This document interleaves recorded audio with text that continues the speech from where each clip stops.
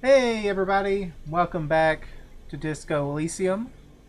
If you've been following my Phoenix Point series, you'll have noticed that at the end of the last episode we had some problems with the screen just kind of failing. It wasn't refreshing on my monitor. Found a solution to that, I think. I had updated the video card driver, and some other people are having this problem with the new driver. And there's a setting change that I think has fixed it. So hopefully that's true. I'm also getting some weird beeps sometimes, but hopefully we won't encounter those beeps. So we have an ice cream maker, defrosted and unplugged. We were supposed to find something in an ice cream maker. I don't remember what it was. Something to do with the filaments. The flashlight casts a strange shadow. There's a hidden doorway here. Okay. Well, how do I get back there? Just like that, I guess. Two rusty rifles are hidden above the piping. They look inoperable. Rifles, that's interesting. Someone has stuck some busted guns beneath the ceiling. Some more busted guns. A hole in the wall. A few bricks have fallen off, revealing a compartment behind the wall. It's too dark to see in. Where are we? Look around the secret room. Look, there's a hole in the wall. No, let's start simple. Where are we? Seems like an old bunker from the Revolutionary period. Looks like those rifles. Look at all those rifles. Must be an old weapons cache. Okay, let's look at the hole in the wall. Yes, there is, and there's also appears to be something inside the hole. Interesting. Do you want to take a look?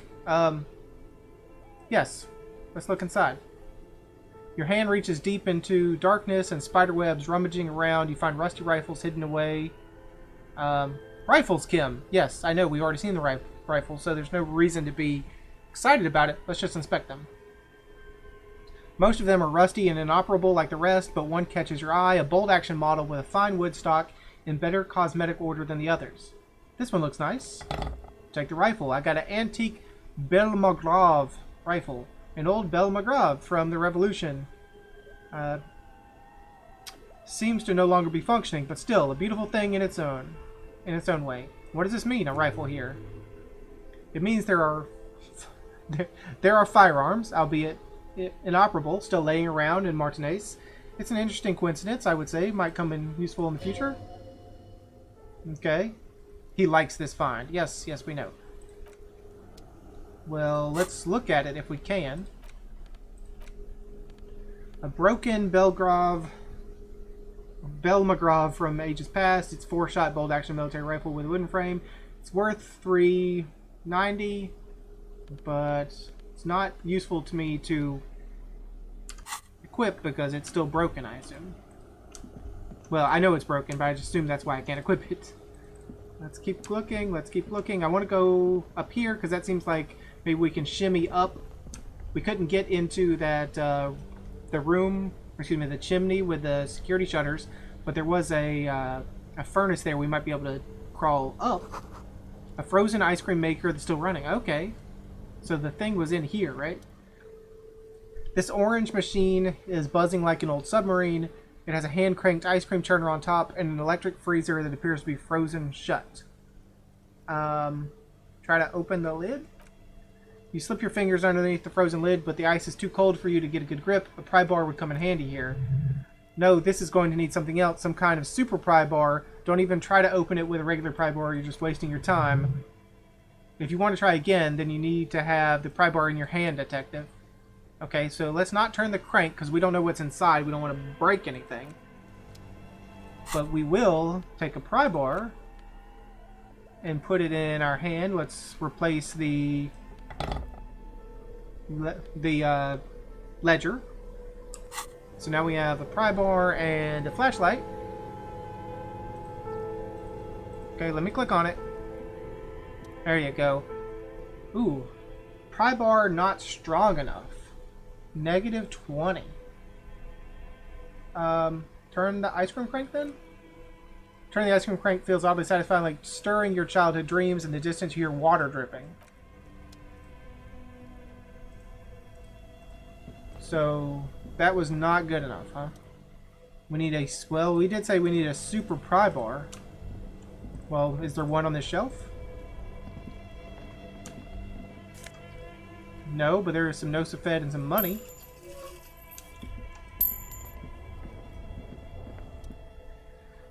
Two cables are plugged into the breaker box. The red one leads to the ice bear fridge and the black one to the ice cream maker. So if we unplug it, maybe that will melt the ice and we can open it. Hopefully us cranking the handle didn't break something. I said I wasn't going to turn the handle, then I turned the handle. Unplug the black cable. The black one goes to the ice cream maker. Yes, unplug the black cable. Something close to you dies with a soft electric purr. Why did you do that? It's black. It's not like it's the red one because it's black, the color of immeasurable cosmos. I don't know why I unplugged it. I do things without any reason. It's not like it's the red one. The lieutenant raises his brow but doesn't say anything. The electric distribution board now has one cable missing. Okay, let's just leave. Well, now can I open it? I mean, ice doesn't melt that slowly, but... or that quickly. Nope. Still have negative 20. Machine unplugged. Better grip with gloves. Not good enough. Okay.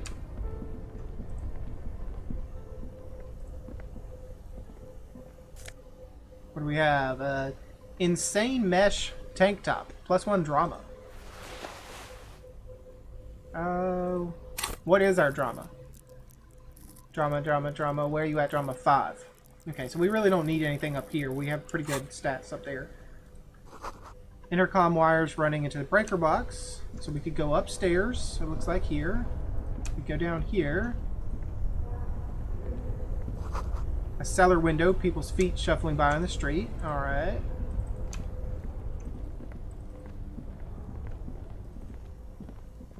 Well, what's up here then? I know we avoided the furnace thing back there, but we can always go back. Oh, we just come out onto the street. Okay. Well, let's go back in. Super pry bar. Where would one get a super pry bar? Think there's any of them at the pawn shop? The wall collapsed. It's inaccessible now. Okay, that's fine, but we weren't going for the wall. We were going for climb up inside the boiler. A thick layer of coal dust covers the furnace, coloring it pitch black. Kim, what's this thing? Is it a furnace? Looks like it. Looks like an old central furnace used to heat the building. It's connected to the chimney. He opens the door and gingerly peeks inside. I mean, the door is already open. No one has used it in ages. No sign of any recent fire. Only dead rats. Look inside. It's dark and grimy here. In the darkness, you can hear chatter. It's coming from above. A voice or several voices talking to each other near the smoke chamber upstairs. The echo is so prominent, it's impossible to discern what the voices are saying or what's producing them. What are you doing? The lieutenant asks when he sees you climb halfway inside the furnace. I'm hallucinating, or maybe it's the entity. I hear the murderer of the hanged man talking. I'm not sure, Kim, but I think I can hear someone upstairs. Yeah, I don't know if it's the murderer. It's not. I mean, the entity doesn't exist. There is a woman up there, but she's not an entity. But I think I can hear someone talking upstairs. Wait, really? Maybe it's coming from behind those safety curtains we saw upstairs. Duh, Kim. I said this all along. That was our goal. Keep up.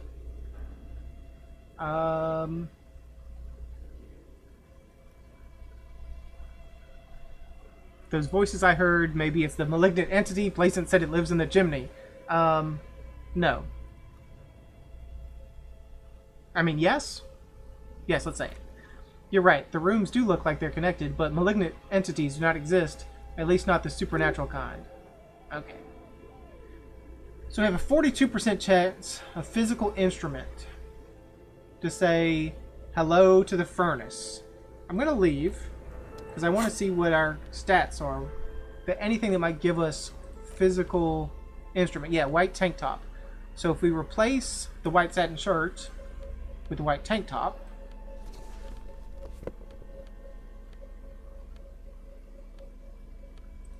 and I think that's the only things we can equip.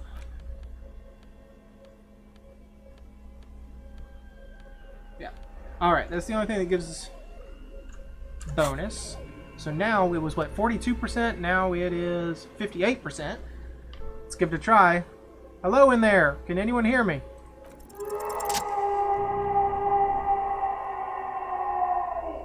Well, that's not what I was expecting. Something breaks loose in you. A mighty bellow echoes throughout the chimney's depths. The chatter of tiny voices above suddenly cease. Then, hello. This is the police. Who's there? I summon the ghost of this doomed commercial area. Answer me, spirit. Or hello, are you there? Speak to me. Let's not say we're the police. Let's just say hello. Hello? Did you say anything? I can't hear you. Please come upstairs. There is a safety curtain on the second floor. I'll open it. Okay, thank you. You hear a low rumble upstairs, the sound of a curtain being pulled aside. The lieutenant nods, then points upstairs. After you, officer. Thank you. I just want to check, now that we have our plus, it's not going to work. I just want to see if we have anything over a 3% chance. No, still 3% chance. Okay, let's leave. So let's put our shirt back on. Our white satin shirt. +1 conceptualization. -1 suggestion. Sure, whatever. And let's take the ledger. +1 Inland Empire. +1 empathy. Let's replace the pry bar. I mean, maybe we want authority when we're dealing with this woman upstairs, but I don't know. But maybe we want empathy. I don't know. It's impossible to know.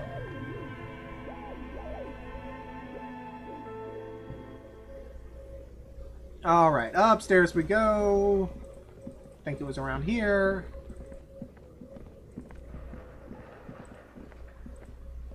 Was this it? This was... Okay.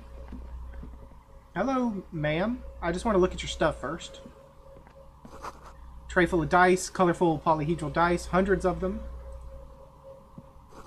Candy dispenser has been repurposed to contain thousands of dice. Okay, so you are part of the, You're building this world, huh? So, it doesn't matter, but I would feel better if I don't have the flashlight shining right in your face. So I'm going to unequip the flashlight. Hello there, game designer woman. Hello, I'm Nia. Hello, Nia. A bird-like woman sits on a throne of tools with emerald light shining through her hair. Hey, you got a nice view here. Did you happen to see anyone get hanged from your window?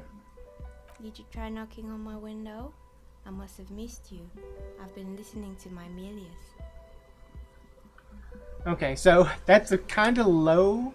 I don't know if that's coming over the recording, but she says, "Did you try knocking on my window? I must have missed you." I mean, I knocked on the shutters. I didn't knock on the window.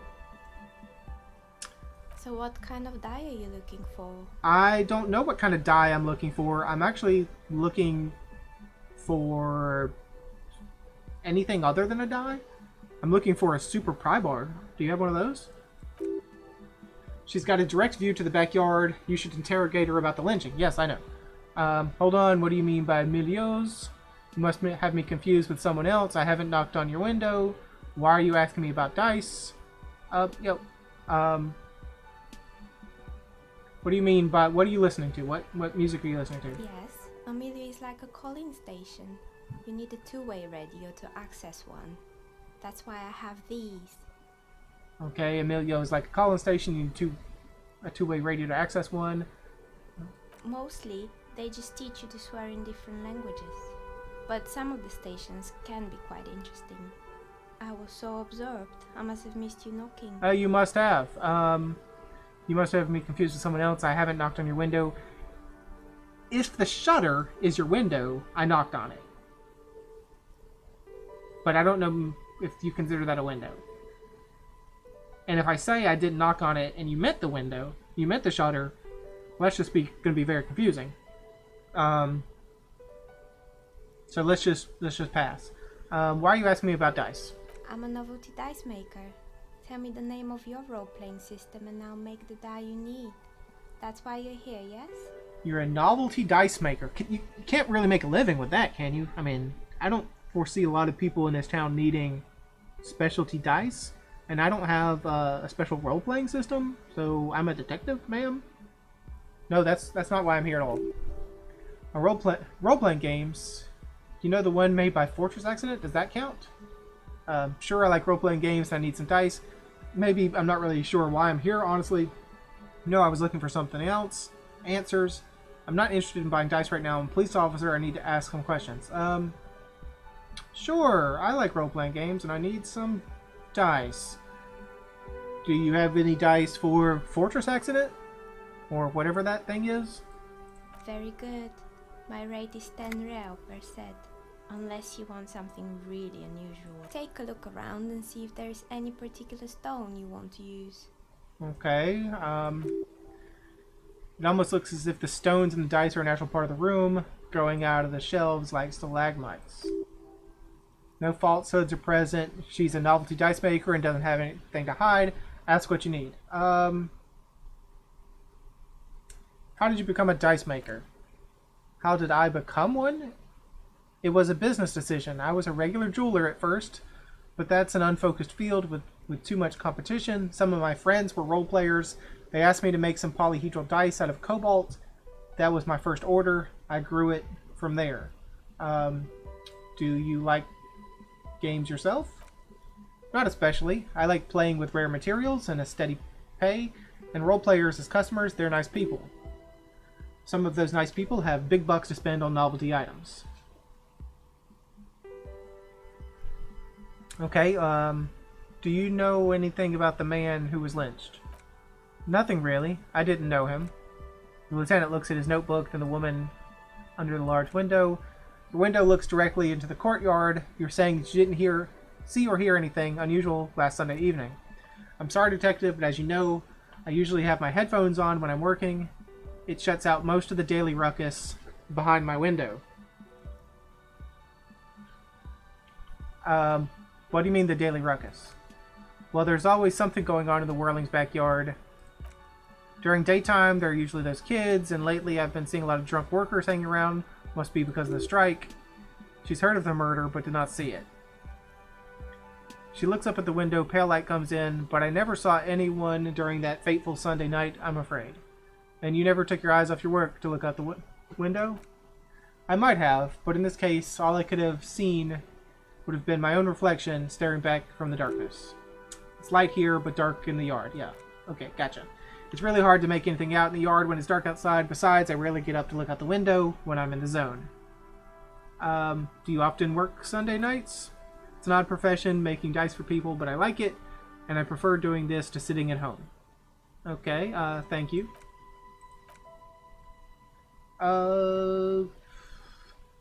Hey, where are we? What is this place? Task updated. Investigated the doomed commercial area. We're inside the chimney of an old central furnace. It's strange, I know. She looks up at the ruddy bricks that make up the walls. Even though they've been repainted, there are still signs of coal, black soot here and there. But when I arrived here, all the other rooms were taken, so I had to build myself a makeshift home. Besides, I don't really have to pay any rent here, so that's a plus. Creative. Yes, very creative. When she arrived here, there was no room anywhere else. She must have known the other businesses. Okay, I've heard this place is cursed. Did you know that people call it the doomed commercial area? I've heard the stories, but I don't think those stories are true. Wait, how do you explain what happened to all those companies then? Placence is the one who sent me. She's convinced that the place is swarming with malicious energies. Yeah, so, yeah. Placence, the bookkeeper, or bookseller, thinks his place is haunted. Placence, the book lady? I've heard that her business is doing rather well. Have the energy spared her somehow? Placence is a wise woman. She has Semini's trinkets protecting her. Actually, the bookstore isn't doing that well. There are hardly any customers, and she has to exploit her own daughter to keep the company going. The curse is just bidding its time before it strikes again. I don't know why the bookstore hasn't gone bankrupt yet. I mean, I don't honestly know how many customers they have. And I don't know if... I mean, plenty of small businesses and family businesses have their children working. So I don't know if that's exploiting their daughter. So let's lean fully into the whole curse thing. No, she has Semini's trinkets protecting her from the curse. Ah, the Semini's trinkets, of course. She nods as if this explains everything, but it doesn't. This is merely a sarcastic response. Alright, but it's not just the bookstore that's still up and running. What about the Whirling in Rags? Some people say it's part of the building complex. Hold on, the Whirling is part of the Doom commercial area. Yes, but it's still a separate building. The malicious energies can't reach there. No, the Whirling isn't doing well either. Its waitress just took off and its customers have trouble paying bills. Yeah. Yeah, that's true. And then there's me. She sighs, looking at her messy work table. All kinds of tools lie there scattered, from knives to carving flies to wire cutters. I've been here for 14 years selling novelty dice to role-playing enthusiasts. Not exactly a million-real business idea, yet somehow I've survived despite the talk of malicious energies. Strange, isn't it? Yeah, very strange.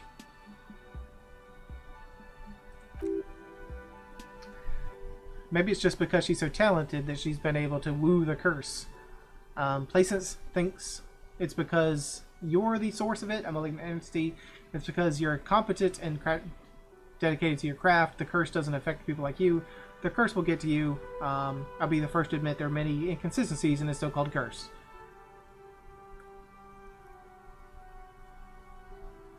Yeah, I mean, there's no reason to not say Placence thinks you're the thing.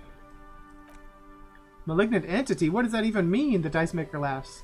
Some sort of sorceress? What about you, officer? Do you think I'm the malignant entity? I think it still might be you that's causing this. I'm starting to see that there is no curse, only business decisions and natural market fluctuations. Honestly, I'm not sure. No, there is no curse. People just want to blame their poor, outcomes on something they couldn't control. And rather than blame themselves or just blame randomness. So they think there is some kind of ghost or spirit. No, there's no curse. Exactly. Truth is always so disappointingly mundane and boring. But I'm glad we got this sorted out. Anything else I can help you with? What do you...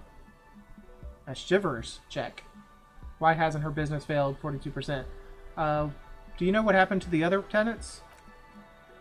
More or less. Are you interested in anyone specific? Oh, quite a lot of them spring to mind. Rats scuttle in the dark rooms underneath the abandoned blow dryers and dusty mannequins. Cobwebs cover rotors and radio computers alike.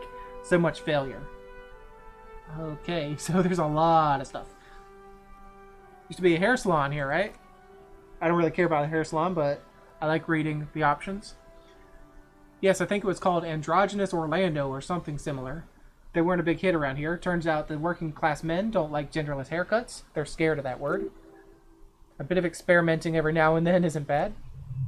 It's not about the haircut, it's about the confidence. Okay, sure. What's wrong with a little bit of experimenting? The customer should have been more open-minded. I would never have let anyone androgynous touch my hair, not even if my life depended on it. I guess I'm a simple man. I don't really have any opinions on hairstyles. No. I mean, experimenting's fine. I guess it just wasn't the time yet. Okay. What happened to the gym? It wasn't merely a gym. It was Artemitep's Boxing Club, a community project created to steer at-risk youth away from drugs and crime. And who was Artemitep? A kind man from Zeminsk. I don't know. Butchered that pronunciation terribly. I heard he has some trouble with the law when he was younger, and that's why he wanted to start the gym as his way of giving back. Maybe that's what Kuno needs, a community-centric boxing club. Kuno? Who's Kuno? He's sort of the king around here. He's a little ginger gremlin who likes to defile dead bodies. Indeed, who is Kuno? Your guess is as good as mine. No, he's the little punk that you can see out your window. Oh yes, you mean the kid with the sailor's mouth. Yes, I've heard him yelling profanities in the background. She looks at the window. It's oddly quiet there at the moment. I think it will take more than a gym to help that kid. How did the community project work out? Or, judging from the kids I've met so far, it didn't really work out. Oh, let's not be so pessimistic. How did it work out? It didn't. If anything, it made the youth's situation in Martinez even worse. At some point, someone started a rumor that the punching bag downstairs was full of amphetamines. It's not really full of that. No one would store their drugs like that. Eventually, the coalition took away the funding and the club went bankrupt. This was a few years ago. It's gotten much more peaceful around the plaza ever since then. Okay, what's up with so many broken windows? Oh, this one's a mess. There used to be a company that promised to repair windows 24 hours a day. What could go wrong with this one, right? Turns out the business was actually set up as a front for an illicit group that was producing snuff milieux. Whoever would have guessed. What's a snuff milieu? I'm not sure we want to answer that. It's involved killing people. And they never cleaned up the debris either. Now it's just littering the hallway, and I have no idea how to get rid of it. Cool. Very cool about the debris, but what's a snuff milieu? It's a shame about those windows. I'm not even going to ask. Yeah, not going to ask. Yeah, don't. Okay, did someone here make stuffed animals? I see mounts lying around. You mean Mr. Fabron, the taxidermist? No, he mostly just did drugs. Okay, I found creepy mannequins. There used to be a fashion atelier here, but I have forgotten the head designer's name. They were doing well for a couple of years until the insect rights activist came. Insect rights activist? What in the name of... That atelier produced a certain collection that used chitin among the materials. Apparently chitin is made in the Occident, where it's extracted from beetle wings.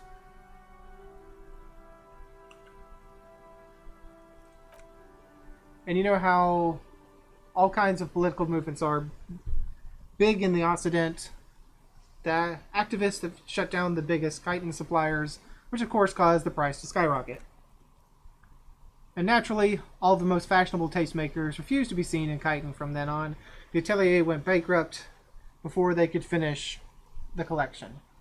I'm glad someone took care of the little guys. I like insects, but insects don't have any brains or feelings. They got what they deserved. Making clothes out of the beetle wings is a terrible idea. No. There's no reason why we should be farming insects just for our clothing. No, I like insects. Really? She looks at the windowsill where a dead fly is laying on his back, legs curled up in a bow tie. Anyways, what's with the rotor blades? They were made by a company called Slipstream. After they pivoted from making rotor blades to skis, their chief executive took off on a vacation. With all their money. Okay. Honestly, I think it's quite funny. I think he's still sending out holiday transmissions from Tallulah or Teomutari or Kashkor or wherever he is. What? That's illegal, running off with the company's money like that. Why hasn't he been arrested? Sure, it's illegal, but it's not exactly anything extraordinary in business. Besides, Slipstream is history now. All the remaining assets got seized by the bailiffs in 47. I have no idea why their skis and blades are still laying around. They were just props. Why return to them? Maybe you could make a sword out of one. No, wait, forget it. It would take too long. I found this strange machine. Oh yeah, I was gonna say what strange machine, but it's the thing, the filament device, the radio computer. Fortress Accident, the radio game studio. She closes her eyes as some remnant of memory lights up her face. They were an interesting bunch. We talked about role-playing systems every now and then. Once I even saw two of them get into fisticuffs over Wirral. That's understandable. Fantasies are serious things. The mind is the drawing board of history. They certainly took their work very seriously, even if they seemed to be chronically liberal with their schedules. What do you mean? The usual, they ran out of money and couldn't get the project done in time. Well, what went wrong? Well, I did hear them talking at times. She looks at the hallway as if she can still hear the chit-chat behind the curtains on a cigarette break. They seem to believe they were historical individuals on some grand quest. It sounds almost mocking when she says that. From what I've seen so far, the project did look quite impressive. Really, they must have been on a giant ego trip. No, if they could have got it working, it would have been amazing. The project did look impressive.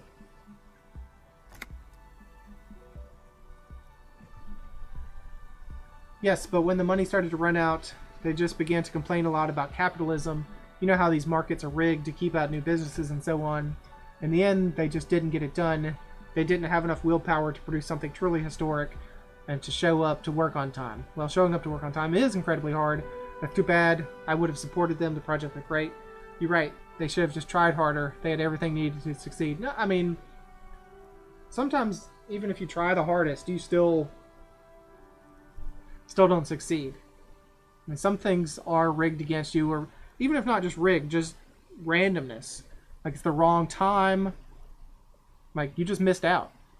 Sometimes people get lucky; they're at the right place at the right time to do the right thing, and sometimes it's just unfortunate. Unfortunate event that you had a great idea. You could have been the greatest person to put it into play, but it just wasn't done. It's too bad. I would have supported them. Not the wisest decision. You would have lost all your savings. She tosses a pair of dice on the table. One of them stops near the edge of the metallic desk. The result is a 1 on a 20-sided die. Well, anything else? There was a terrified taxidermied bear in the cellar. Oh boy, the fabled Revachol Ice City. You're in for a treat here. She smiles and leans closer, hands on her knees, like a stand-up comedian telling a story. The place was owned by 2 guys who had some rather innovative ideas about marketing. The bear was one of them. Now ask me about their other ideas. Indeed, what were their other ideas? Or, alright, what were the other ideas? Or, I don't care about the other ideas, I just want to hear about the bear. No, what about the other ideas? There's really just one, and it involved picking out the prettiest girls in the neighborhood and paying them 20 cents per hour to man the booth. And by man the booth, I mean slump behind the counter with a face that could maim you if you ever dared to disturb their bored magazine browsing. Okay, yeah, so just put a pretty face behind the counter and someone not interested in selling anything. It's kind of gonna have a hamper or a damper on your sales there. Fritz does the same thing. Yep, they sure do. I know a girl just like that. She works in Fritz as a cashier, and she's not particularly friendly. What do they expect? 20 cents per hour is dog's pay. I'm surprised they showed up to work at all. That's an award-winning idea. How else do you choose people around you? I don't have an opinion on employing teens. I just want to know, did it work out? Nope. No. I mean, we know someone just like that. Employing sulky teenage girls is a widespread practice, yes. Unfortunately, they always come in packs. I'm talking about acne-ridden girlfriends and gorilla-like boyfriends loitering near the shop. At least that's what happened with a Revachol Ice City. And they already had the bear. She closes her eyes as if remembering something painful. What about the bear? The bear, she repeats, pressing thumbs to her temples, like trying to suppress a headache. It didn't work out? Of course not. The bear was terrifying. No one wanted ice cream guarded by a hostile apex predator. To make matters worse, the fridge didn't work out well either, and half the ice cream came out malformed and partially melted. Eventually, Revachol Ice City lost a price war to its rival Glacé 5000. Glacé 5000 sold caramel sundaes for only 5 cents a piece out of regular fridges. It's the market doing its job. I'm sure the bear was doing its best. The bear was scary. Every time I saw that bear, I felt scared, like it could come alive any moment now. No, that was the market doing its job, I guess, pushing people out that can't keep up. Let's go full capitalism on this one. Maybe, because the taxidermist who made the bear definitely wasn't doing his job, I mean. How come? He said that the bear was his vision beast. He said he met his vision beast while high on desiccants. He called it Megatherion. Sounds cool. Megatherion? Or what's a vision beast? Very cool. I don't want to hear about bears anymore. No, what's Megatherion? Megatherion, a mega wild beast. What's a mega wild beast? It's an imaginary beast that guides you through life by telling you to do more drugs, mostly. I don't do drugs. I do drugs. I've got a vision beast myself. Or I don't have any comment on drugs. I mean, we do drugs, but I don't know if we have a vision beast. And we're trying not to do drugs. We're trying to complete this,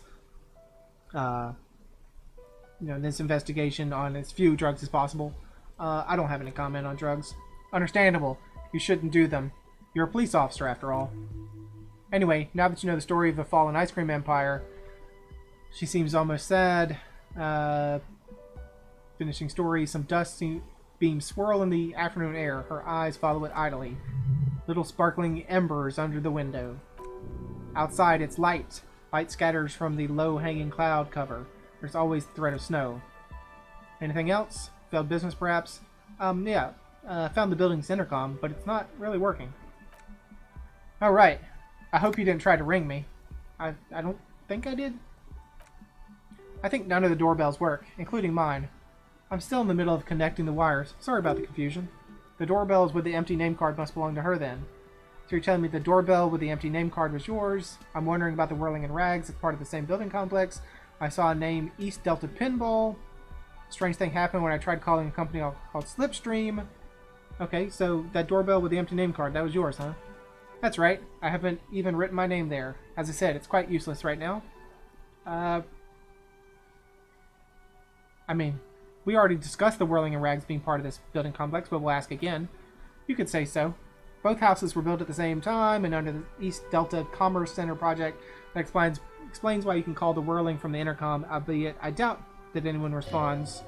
If the Whirling is part of the same building, then it's part of the doomed commercial area. The darkness of this place is there too.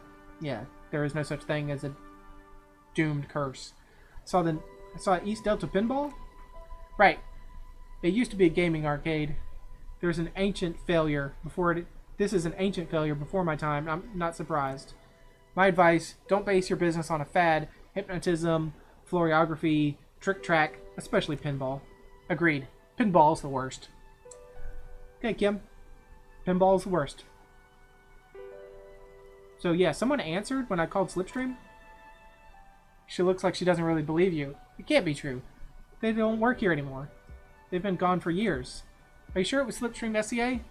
Was it a woman? Maybe it was Placence from the bookstore. First, it wasn't Placence. I know her, and I would have recognized her voice. She said she was from Tricentennial Electrics. Tricentennial Electrics? There's a moment before she recognizes the name. It used to be a major electric company 100 years ago. Are you sure it wasn't just some kid playing a prank on you? It's too real to be just a prank. Either we're dealing with a professional actress or whatever happened. Keep your cool. It's probably better to admit it was just a harmless prank. Right. I probably just got made fun of. No, it was something else. Something eerie. It may have been some sort of rare electric anomaly. No. Let's be perfectly frank. There's no reason to keep her cool. It was something eerie. I mean, there was a weird woman in the end. She thought she knew us. There was some crying involved. No, it's kind of weird.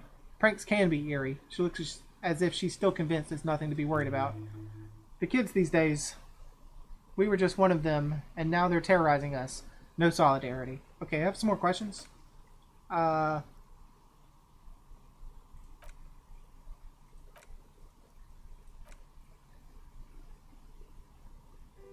Let's do our 40% check on Shivers. It's a white check, so we may be able to retry it. Why hasn't her business failed? Ah, that was a terrible failure. We need a 14. We get a 9. You feel nothing. If anything, it's uncomfortably warm in here. Start taking off your clothes. You need to connect. No, let's not take off our clothes. She's begun to idly clean one of her carving tools with a dirty kerchief. The tool sharp edges shining in the light of her desk lamp. No, I'd like to order a die. Of course. Tell me what you have in mind. Do you know the We're All Untethered setting? I want a die for that. Do you have any cursed dice? Tell me about your most extraordinary die. I'm sorry. I don't know what die I want. Just a normal die for me, please. Very regular. What kind of die do you think fits my personality? No, we want the We're All Untethered. We want the one from the failed business downstairs. Ah, yes. Fortress Accident. It's too bad they never finished their game. The We're All Untethered die is a variation of a standard role-playing die, only instead of plants it uses motifs of ice and death, and loss, of course. Ice, death, loss. Sounds like you. I'm thinking something made from alligator jawbone cast in black resin. The reptile bone is as white as ice and dead as, well, death. For 7 real, I could have it ready in 8 hours. 7 real? Well, we got 36. So, what's a standard role-playing die? It's an icosahedron tetrahedron, a 24-sided die that can produce results for 2-sided, 3-sided, 4-sided, 6-sided, and 12-sided die with a single roll. Technically, you can also use it for many other sizes, but you may need to re-roll results. Loving it. So nifty. And why do you need to cast it in resin? Untreated bone is porous and prone to chipping. Cast it in something hard like resin, though, and voila, it's perfect.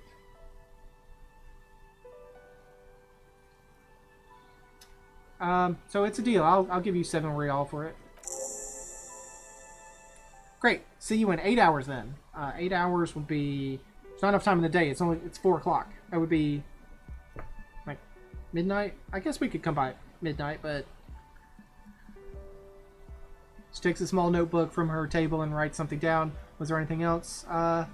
No. Let's leave. Wow. You work hard. I do, savoir-faire?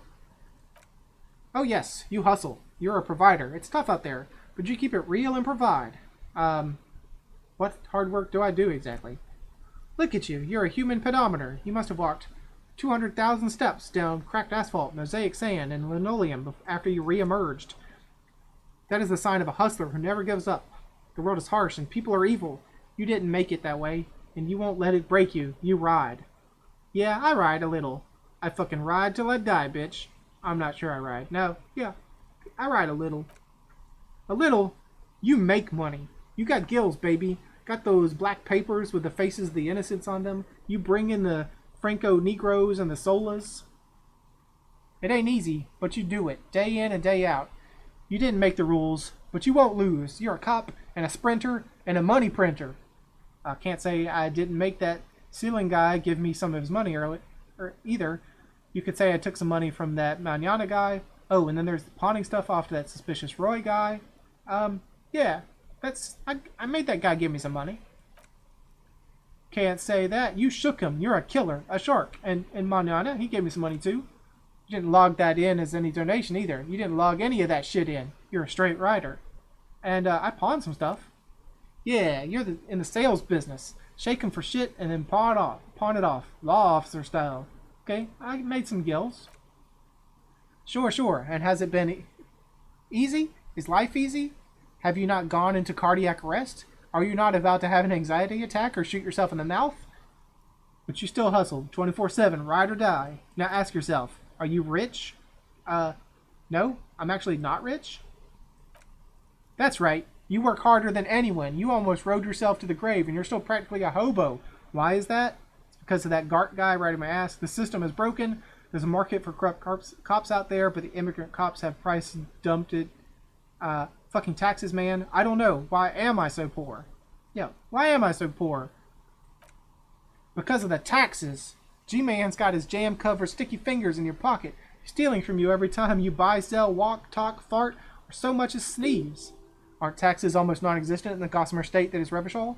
I thought there were no taxes. You and I both. But they got those indirect modes of taxations. Sales tax, excise tax, extraction tax, this tax that doesn't even have a name, plus there's the stuff people in other countries pay for that makes them ask for more money from you here. The Gossamer state's a myth. In total, the coalition government is taking 98% of all your money. No fucking way. I guess I'm a free market fundamentalist now. Are you sure? That seems like a pretty big number. This isn't helping me solve my money problem.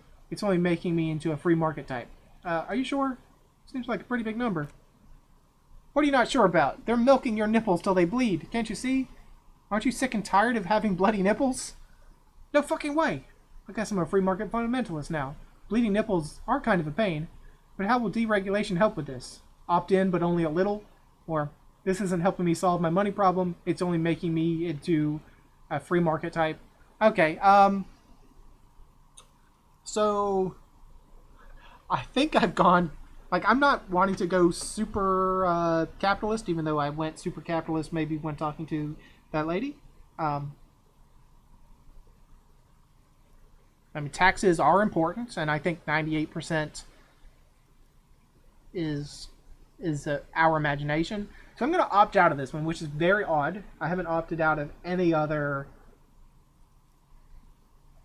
of the thoughts, but no. I'm opting out of this one. This isn't helping me solve my money problem. What are you, a racist? Don't be a racist. Be a cool immigrant, ultra-liberal, free market advocate. Ride or die. Keep it street. This guy's appropriating the emerging boogie street lingo as part of his sales pitch for the free market economy. Well, if not being an ultra-liberal makes me a racist, then I guess I should be an ultra-liberal You're trying to sound like the Boogie Street Youth to peddle me into this stuff, aren't you? Yeah, ain't it cool, Ryder? Ain't it street? It's weird to think ultra liberal free market advocate because I don't know about the world of Disco Elysium, but those are two opposite things. I mean, ultra liberal, at least in the modern United States political environment, ultra liberals typically aren't free market advocates. No, I'm out. But thanks. How do I get out of here? It's too dark. I need the flashlight again.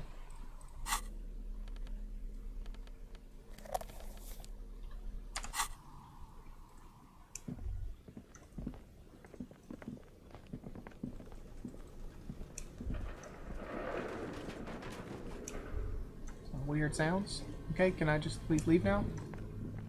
It's 4 o'clock. And what do we do now? Can I go back to the body? There was another check I could do, right? Can I put more points in that? Actually, this is not the way to the body. Yeah. I'd have to go... Okay, yep. Please, can I go this way? I think this is the way downstairs.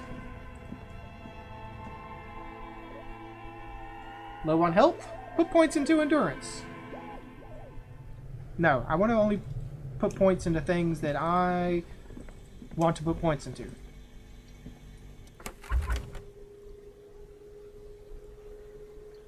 %. Stop wasting time. You're smart. Establish probable cause. Probable cause. Refrigerated the body. Perception. So that's a 28% chance for perception. So is there anything that I have that can give me perception? There's really not, huh?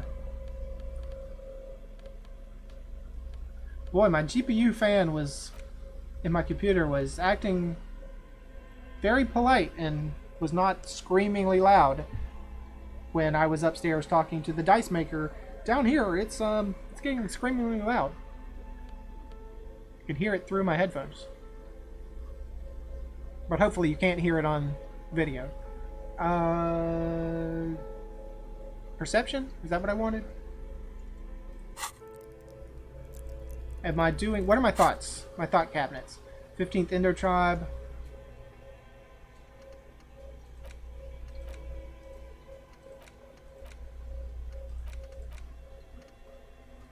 Perception.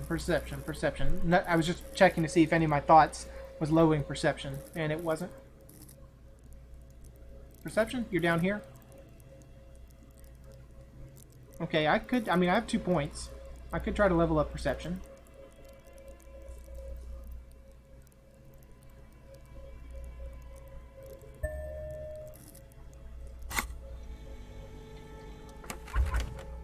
Gives me to a 42. I'll try a 42. Search the body one more time.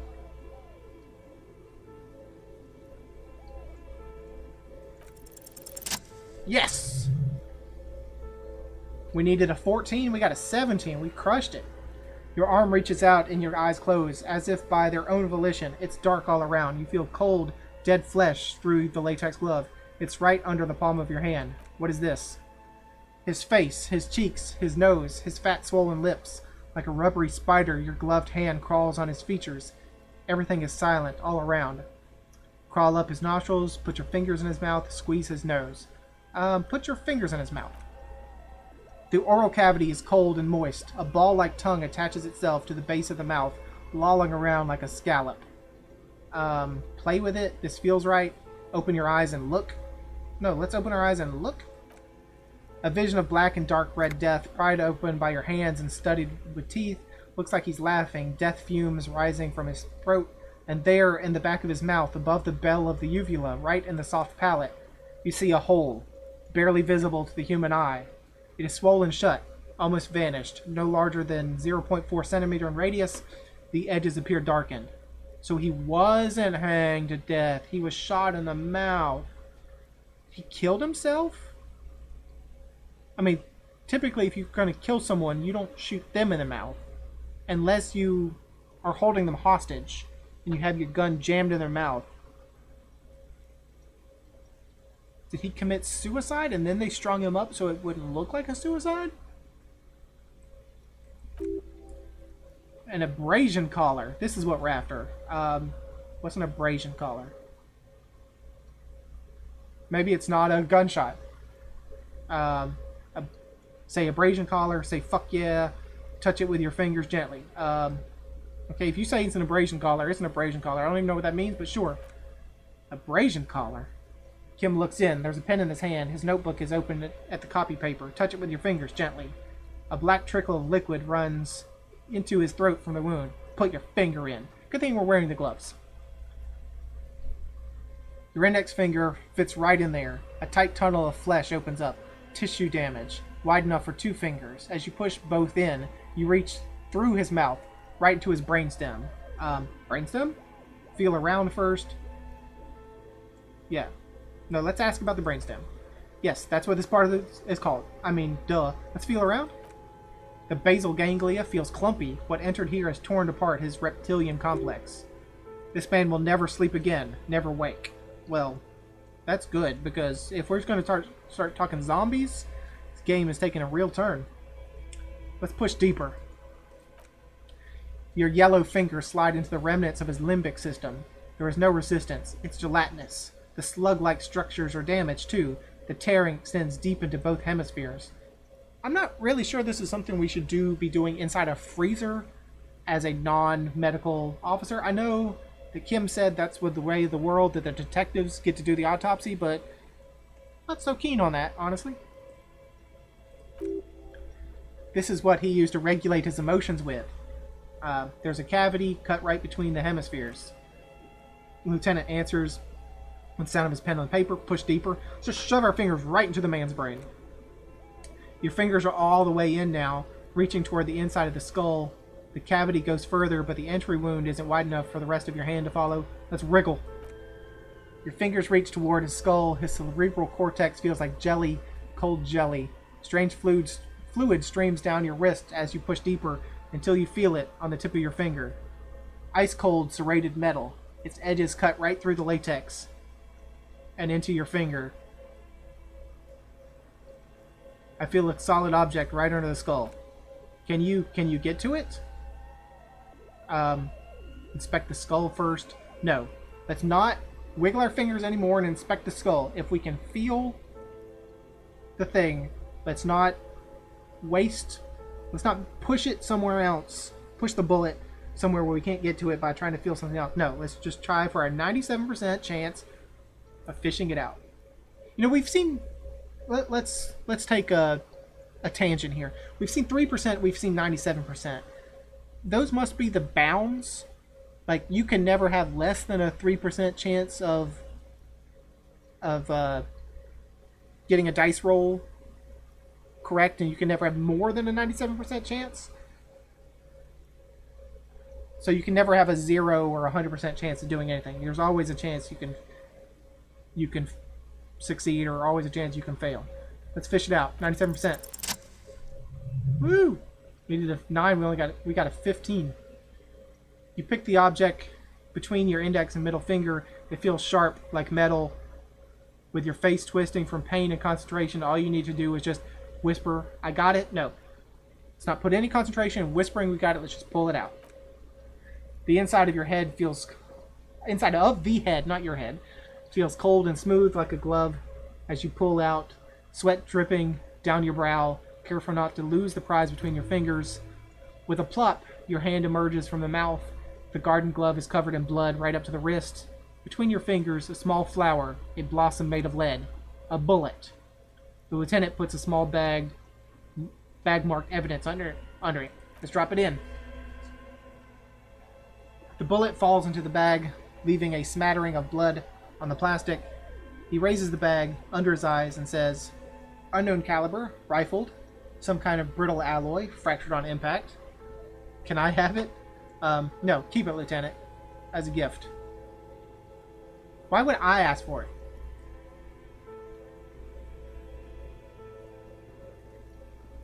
But it's not a gift. Can I have it? Of course, you've deserved it. The lieutenant drops the bag in your hand. It feels light. We need to add an item to the injury list. Injury number 4, oval entry, wound with an abrasion collar, soft palate, back of the mouth. High velocity, temporary cavity in brain tissue, small exit wound on the occiput. How does that sound? Sounds about right. Opinion, fatal injury. Agreed. Wasn't that what we thought last time? No, agreed. This is the fatal injury. Click, click goes the pen. And one last thing, we should amend injury number 3, ligament mark, new option, new opinion, non-fatal post-mortem treatment. Agreed. He's proposing the bullet was the real cause of death, and the hanging in attempt to conceal this fact. The ligament mark, the fractured hyoid bone, it was all treatment. Yes. Yes, and the belt around his neck, the hanging, even dragging him to the yard, all of it was done after this man was already dead. Agreed. I've had my doubts since you showed me the tracks. Why did they carry him over? Why not march him? I thought. There was no satisfying explanation. Didn't we have this conversation and you were like, no, of course they would need to drag a man to his death, or carry him. A man wouldn't go to his death willingly. I thought we had this conversation and now you're flipping the script on us, Kim. Secret task complete. Find the bullet before you get fooled.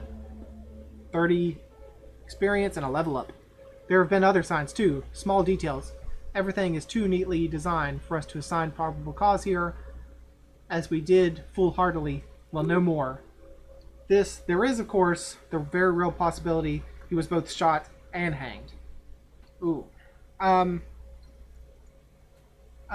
just had the odd realization that I don't like this because our gun is missing.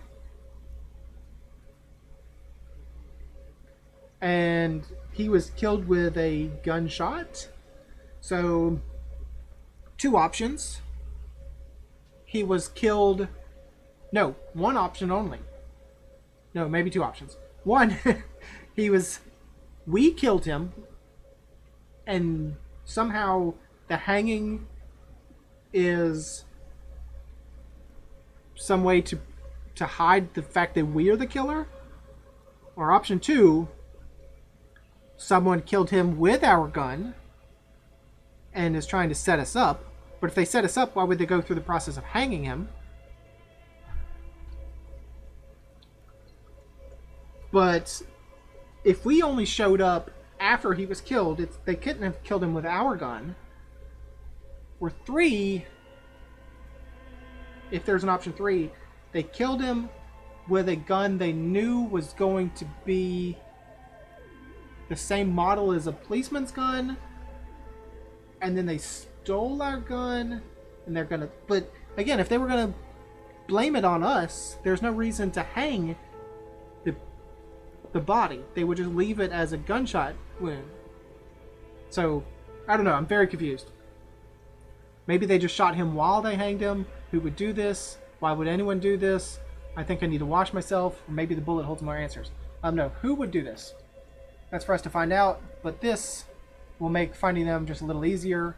Why would anyone do this? To hide something. The real killer, the real motivation, what really happened here. I think I need to wash myself. Oh, you really, really do. I'm glad to hear you say that. Your room in the Whirling Rags should come with a bathroom. Be sure to make use of it in the evening. Maybe the bullet holds more answers? Yes. We should take a closer look at it. I'm certain it has more to tell us.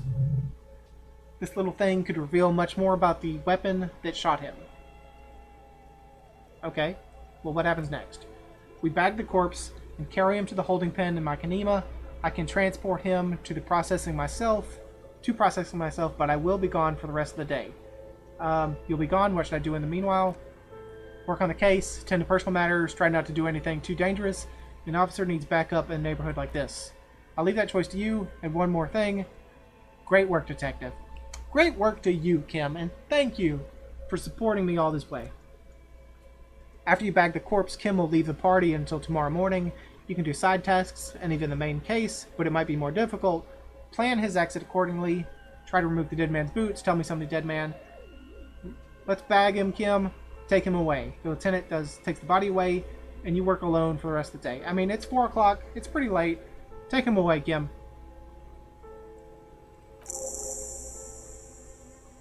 Send the body to processing. Experience plus 30. Alright. He takes out a shiny black body bag and starts pulling the plastic over the dead man's face. There go those beautiful enamel boots. You will never own the full set now. May they rest in processing. Oh well, in another lifetime. I will need a little help carrying him. You take the hands, I'll take the legs. Let's bag the corpse and drag it to the motor garage.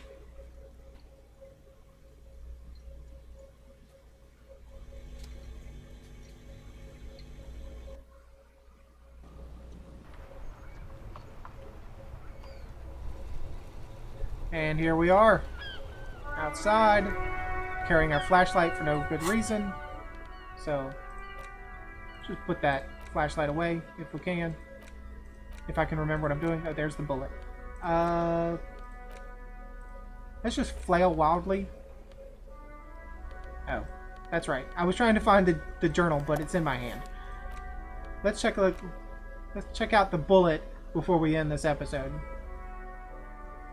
A bullet mushroom out on impact. It now looks more like a fanciful jacket button than something that could pierce skin, flesh, and bone. The bullet is safely sealed away in a plastic bag bearing the RCM stamp.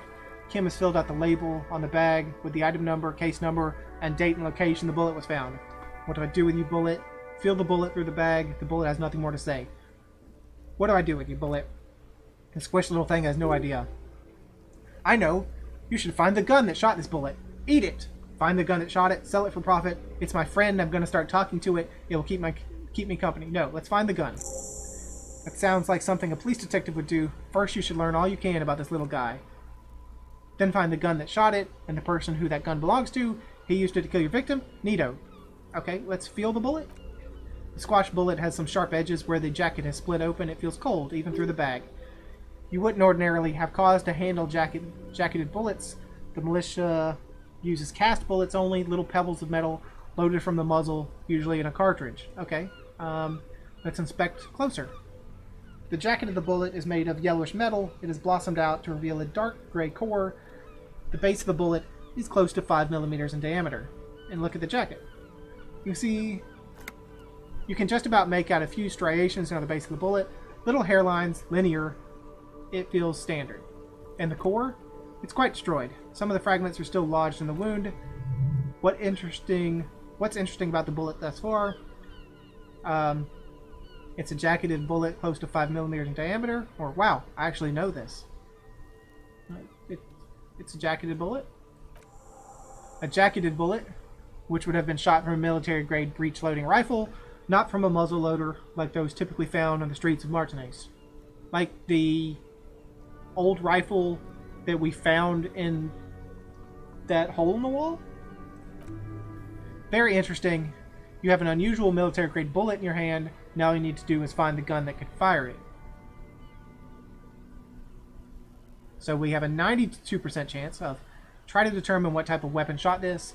+4 because you have a similar rifle on hand. +1 you are aware of the name of the antique rifle you found.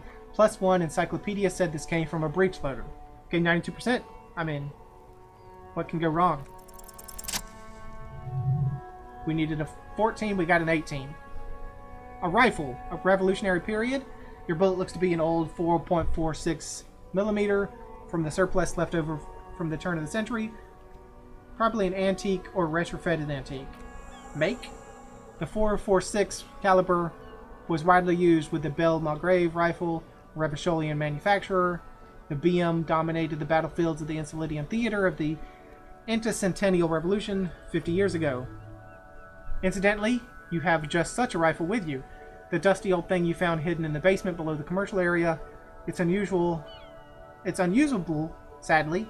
If it were, the bullet would probably fit the chamber. Is anyone still making these rifles? No.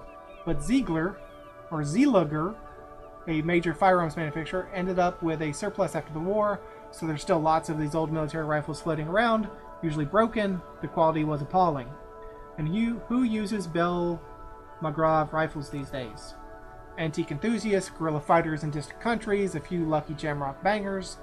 You're looking for the same thing you found in the hidden weapons cache, only in working order. Back at the station, the lieutenant is standing at the counter, diligently filling out paperwork to hand over to the tired records clerk. You should share your findings with him as soon as possible. Let's put the bullet away. Okay, so who would know anything about old rifles? Well, we know that this guy way over here, whatever his face is, the man playing the ball game, he should probably know something about antique rifles.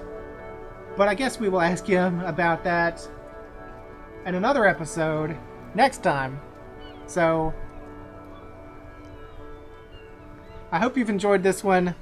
Thanks for joining me. Hope to see you again next time.